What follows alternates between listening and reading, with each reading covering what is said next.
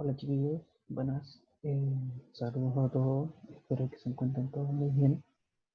Em, Paso a dar una explicación breve en un video complementario de la guía para nivel medio 1 de filosofía, em, que es la guía número 3, ¿sí? Se llama El mito en la filosofía. La idea de esta guía es revisar cuáles son los aspectos fundamentales de cómo es que eh, la filosofía llegó a ser a partir de una transformación de lo que entendíamos anteriormente como conocimiento, pero que ahora conocemos, ahora lo vemos como simple mito.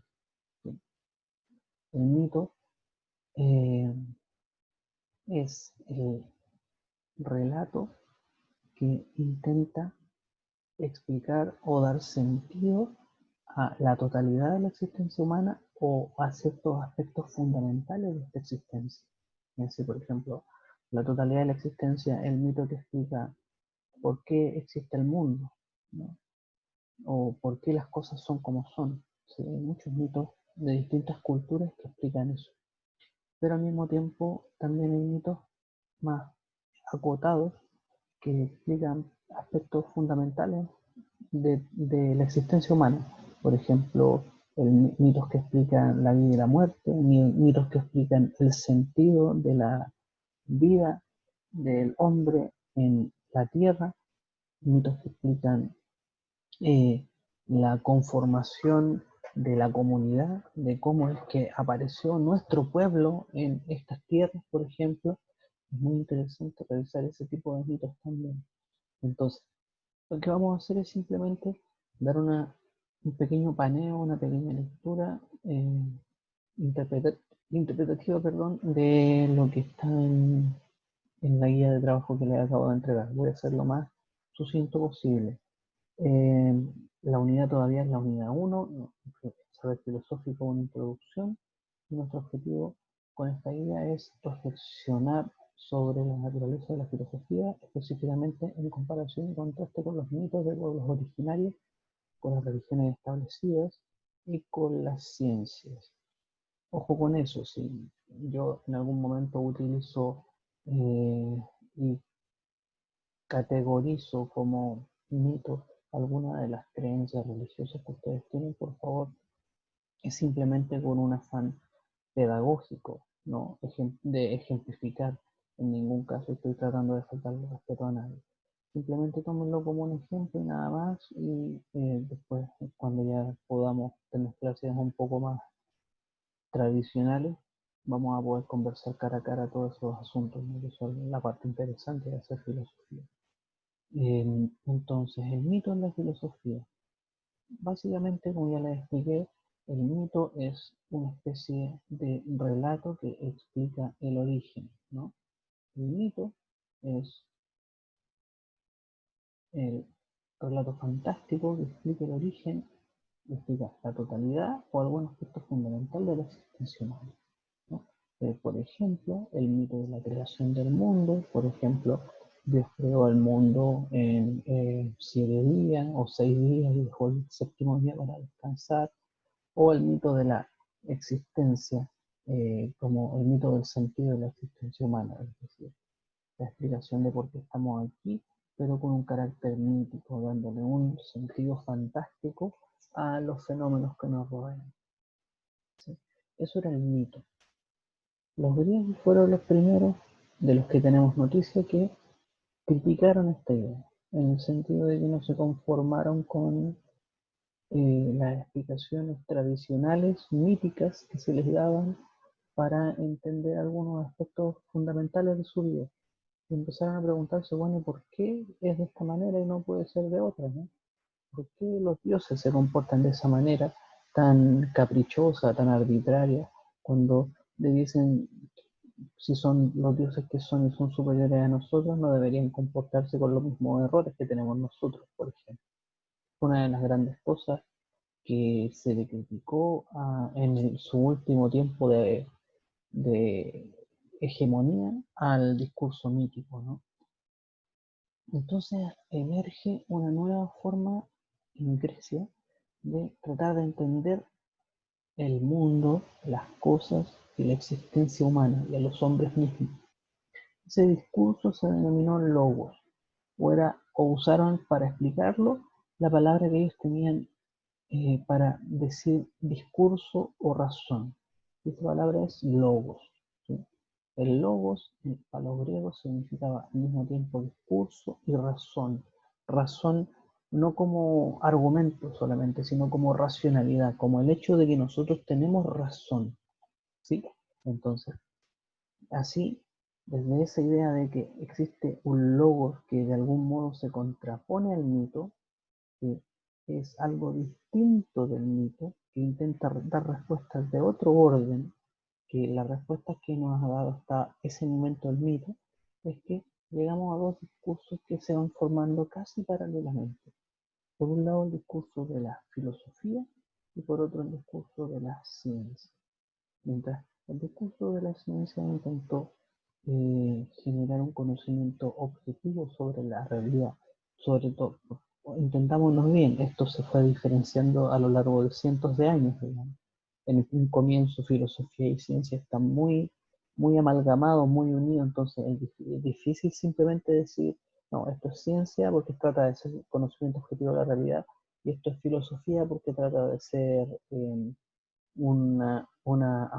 discurso racional sobre la existencia, algo más vivencial, más acerca de todos los aspectos de la existencia, ¿no?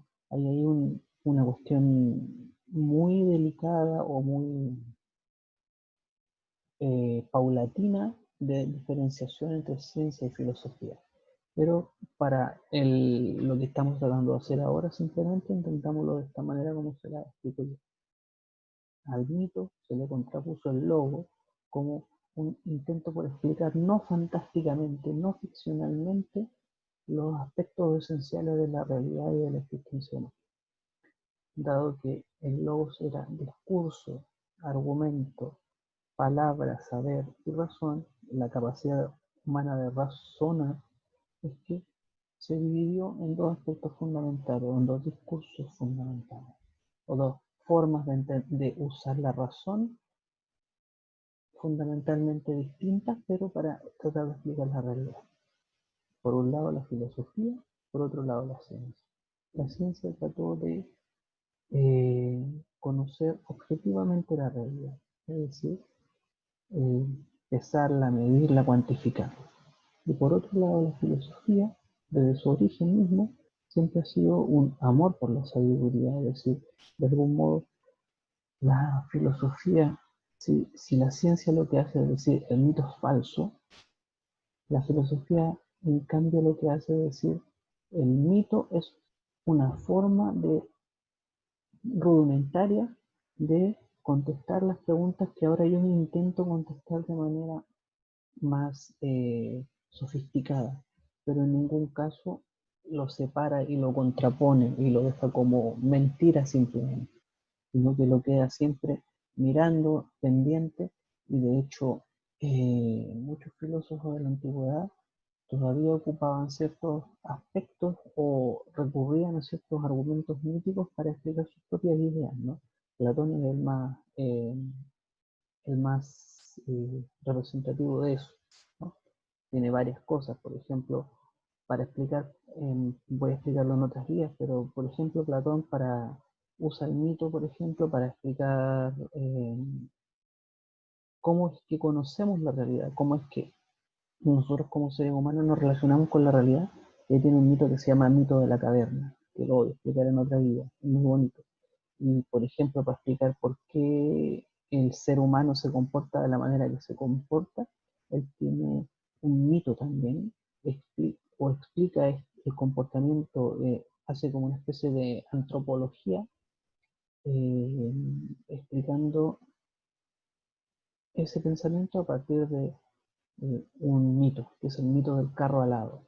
Y él dice, el alma del ser humano, el alma del hombre, es igual que un carro alado. Y ese carro alado de algún dios, Mercurio me parece que es tirado por dos caballos, uno blanco y uno negro. Y el blanco es un caballo sereno, racional, pensativo, que le hace caso al amo.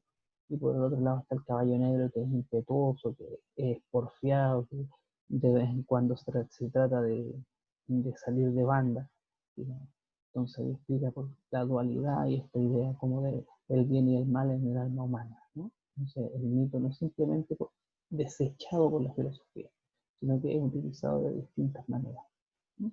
Y es, bueno, ejemplos ya les di. Esto es básicamente la estructura que tienen que entender de la guía que les mostré y están revisando. Y para ser más claros, vamos a echarle una mirada a la actividad.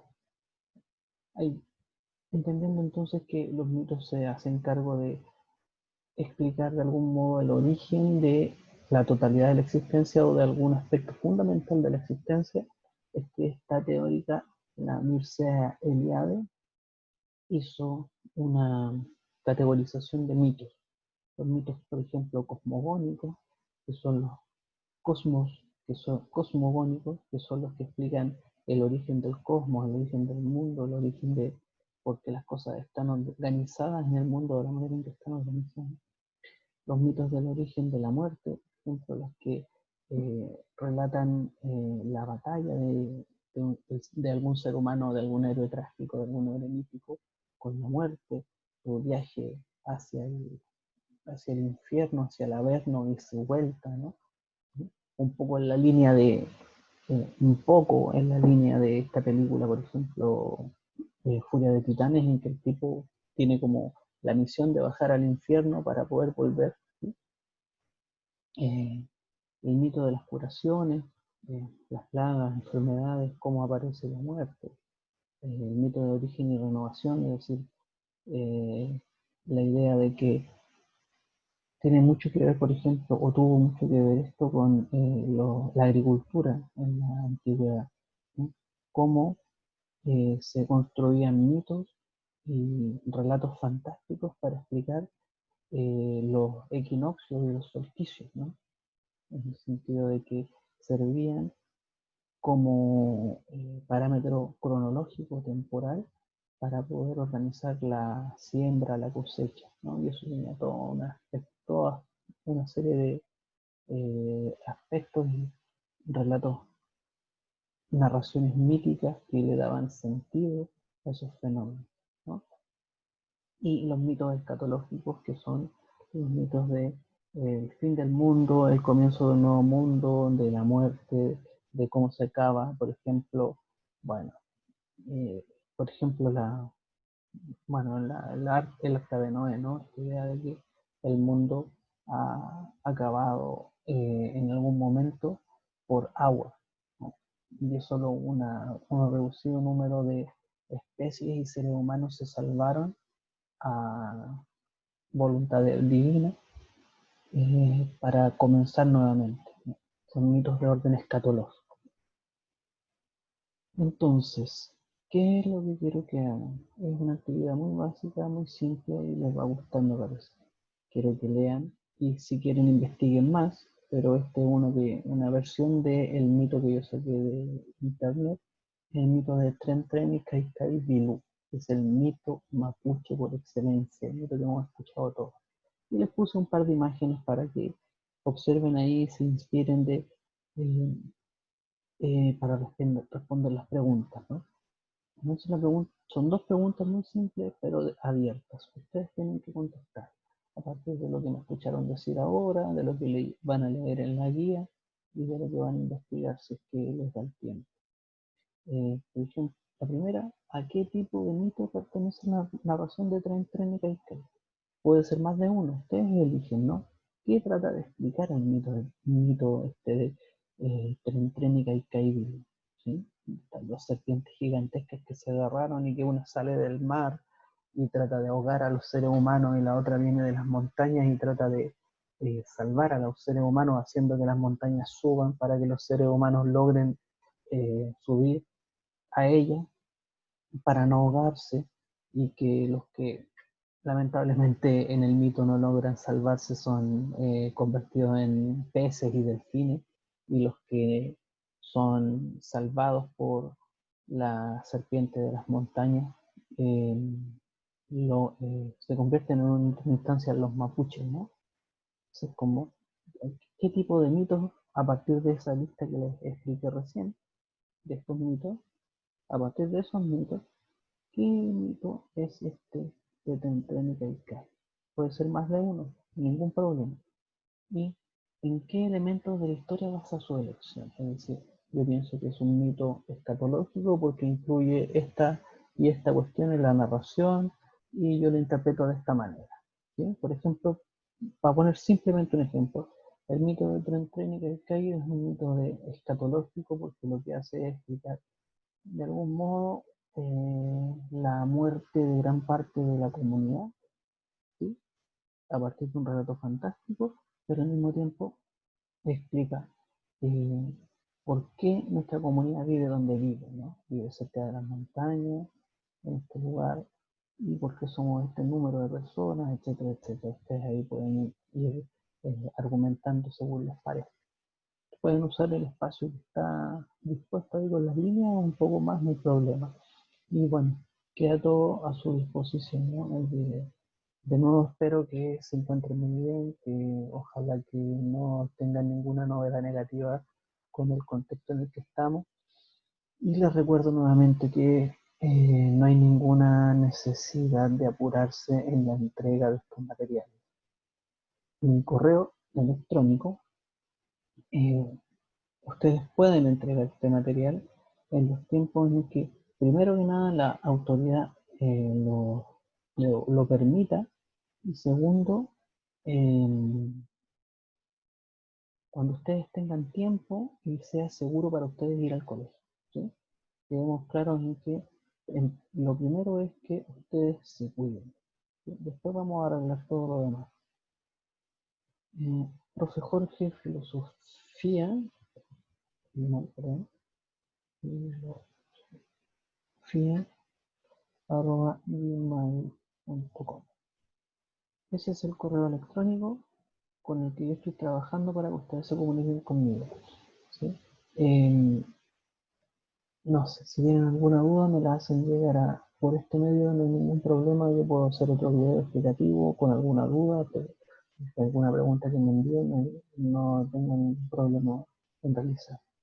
Así que cuídense mucho, estén muy bien, hasta luego.